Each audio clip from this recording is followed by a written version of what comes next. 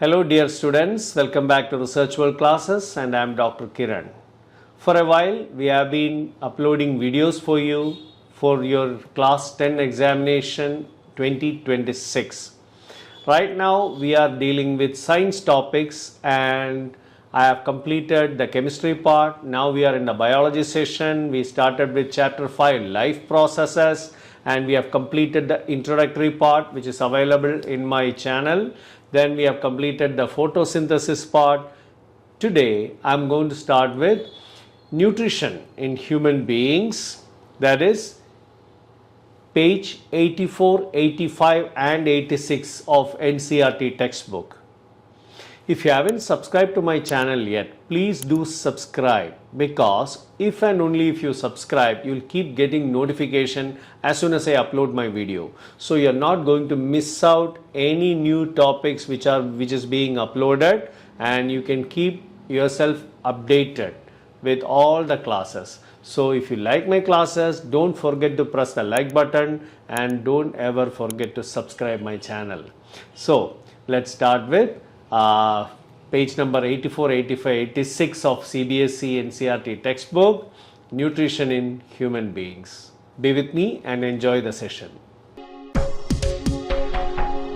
As you can see in the screen, in the NCERT textbook, you have to study the gross anatomy of digestive system, that is mentioned as alimentary canal. So in this session, I am going to start with these kind of structures which are involved or associated with digestive organs. Okay, and once we complete that part, we will be dealing with different types of glands and the enzymes associated with digestion, how they help to break down complex macromolecules like carbohydrate, fats, proteins, etc., how they are being broken down and how they are assimilated into our body. Okay, so these are the topics which will be covered in this video. Okay, so let's start with the gross structure of human digestive system, that is the alimentary canal. Alimentary canal is also referred to as gastrointestinal tract. Okay, gastrointestinal tract.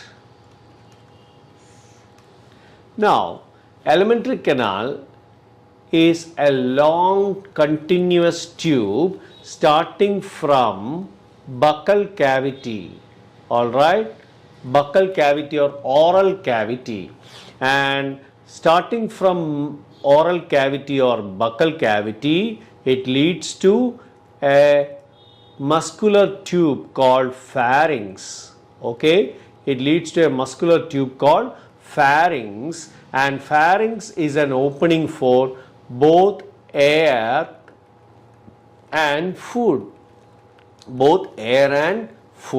Okay, so air, how come you get air? Because through nostrils, the air which we breathe in, as well as air which we take in through mouth while laughing, while talking, etc., air is entering into and they reach pharynx, a muscular tube. And this pharynx is sometimes, for a layman or in layman's language, you can call it as throat, just the throat. That's what we refer to as pharynx. Okay, this pharynx in turn bifurcates, means it forks into two, and one part, one tube suddenly enlarges to form what is called the voice box or larynx. Okay, and larynx leads to windpipe or trachea, and this trachea further leads to respiratory organs such as bronchi, bronchioles, lungs, etc. And since this is not the topic of our present discussion, definitely this is the topic which I am going to discuss in the next video. So please stay tuned and subscribe to my channel. You will keep getting all these topics. Okay, so this part I am stopping for a while because I have to focus on the digestive system, right? So Now pharynx leads to on the digestive side what is called a food pipe. On the respiratory side, it is leading to windpipe. On the digestive system part, it is going to be a food pipe, and food pipe is technically called an esophagus. It is esophagus, and this food pipe esophagus leads to a J-shaped stomach. A J-shaped stomach. Why J-shaped? Because it resembles the alphabetic letter J. It resembles J. Therefore, it is J-shaped stomach. Stomach is a kind of chamber where food can be stored temporarily, and food remains in the stomach after every intake for more than an hour. So a substantial part of digestion takes place in the stomach. Okay, so stomach is a kind of chamber where digestion is taking place, part of digestion is taking place, and stomach leads to small intestine. Okay, small intestine. And this small intestine, even though the name has got a prefix small, but it is quite long. And remember, small intestine is more than 7 meters in length. That means about 21 feet, slightly over 21 feet, small intestine. And this small intestine is divided functionally into 3 regions. One is called the proximal, something which is close to the stomach. The proximal region is called duodenum. It is the duodenum, and then it leads to what's called a jejunum. It leads to jejunum, and jejunum is followed by the longest part of small intestine, and that is ileum. Ileum is the longest part of small intestine. Okay, duodenum, jejunum and ileum, and overall it is 7 meters or more. It's close to 21 feet, and this long structure, you know what, for comparison, for some kind of understanding, I'm telling you, average height of a man is just 1.8 meters. A total height of an average human being is 1.8 meters or 6 feet. Whereas in his abdominal cavity or tummy, you call it as, inside the tummy, the small intestine, which is 21 feet long, is folded and kept inside. I have not folded it here just because it's for the sake of understanding and clarity purpose. Okay, if you look at our NCERT textbook, you will understand what I mean. Fine. So we have got ileum. So ileum is the longest part of small intestine, and this ileum leads to large intestine, and large intestine is about 1.5 meters in length. So large intestine is just 1.5 meters in length. Okay, and this then comes a question, why then you call the other one as small intestine and this as a large intestine, this part as large intestine, and why you call this part as large intestine is because it is not based on the length, it is based on the diameter.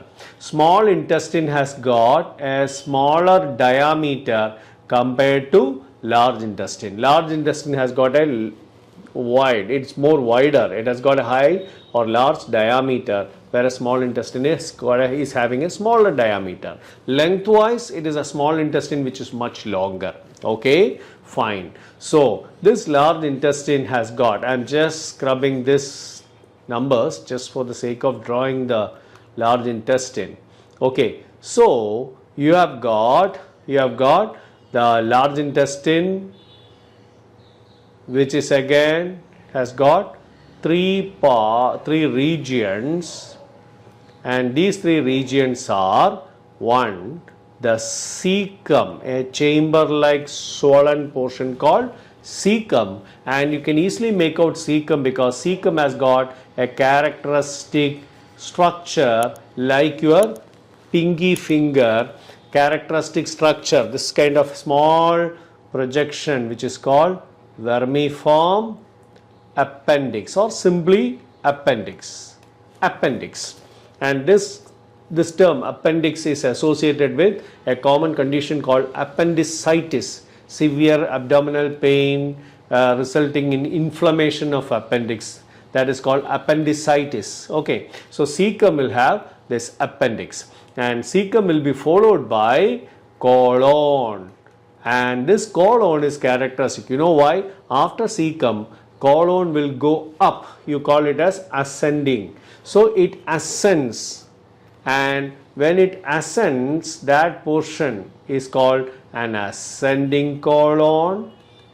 After ascending, suddenly takes a 90-degree turn, and that turn for this portion which is going perpendicular to the axis of the body, and that is called transverse colon, and then suddenly takes a dip.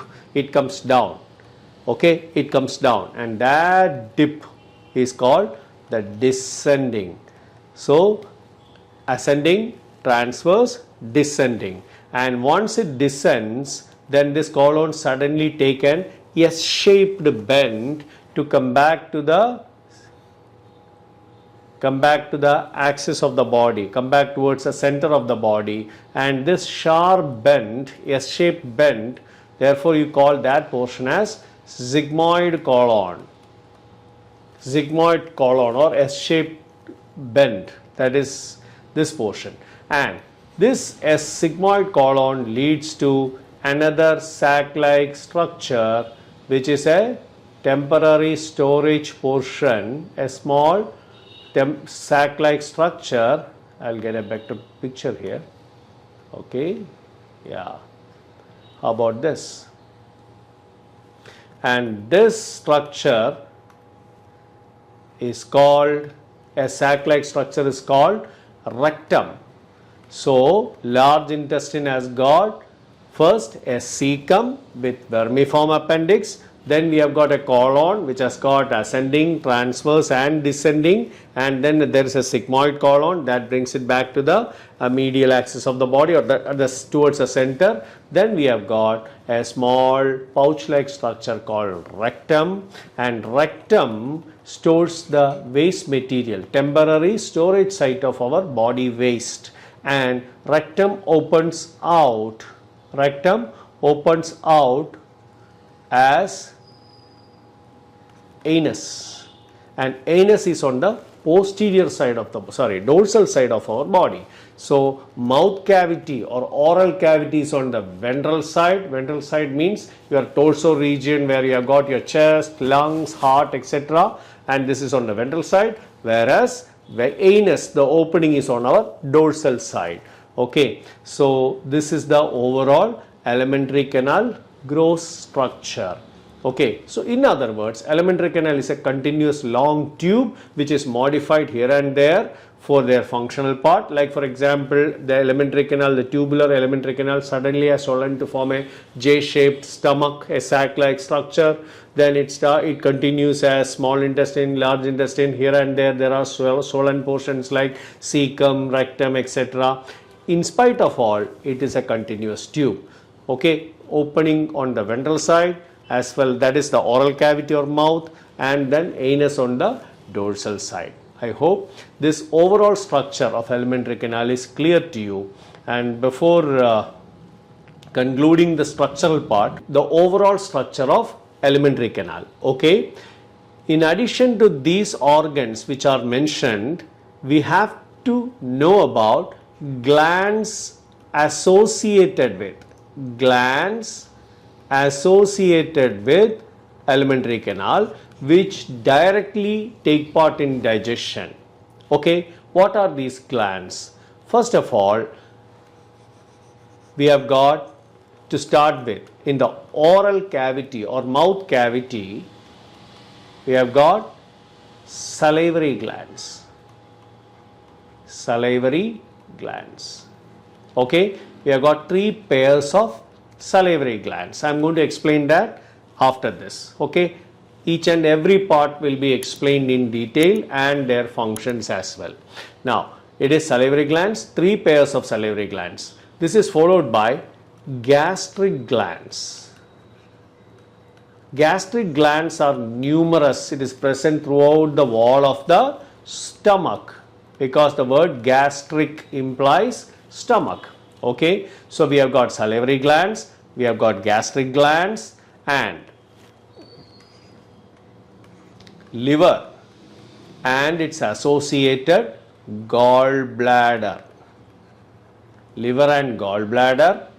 This is followed by pancreas, and we have got intestinal glands, okay, which are abundantly present in the duodenum, the first part of small intestine. We have got intestinal glands. I am just scrubbing this part. Next is intestinal glands, which are present in the duodenum. Alright, so I am just highlighting some of the important accessory or associated glands which are important or very relevant in digesting the food. Okay, dear friends, so we have completed the first part, that is the structure of alimentary canal, and here is a figure or diagram that gives a neat and clean illustration of the different parts of digestive system. We have got the mouth leading to pharynx, from pharynx to esophagus, esophagus to J-shaped stomach, alright, and stomach leads to small intestine. These are all the folded small intestine. We know the different parts of small intestine. Then we have got leading from small intestine to large intestine, finally rectum and anus. And now you will have to deal with different glands associated with digestion, and that will be discussed in detail. Okay, I hope this video helped you understand the concept of nutrition in human beings. If you still have any doubt or questions, please let me know in the comments. I will try to explain those in the forthcoming videos. To get the notifications of new videos, please subscribe to my channel. If you find this video helpful, do not forget to like it, and if you think it will be useful for your friends, please share it with them. Thank you.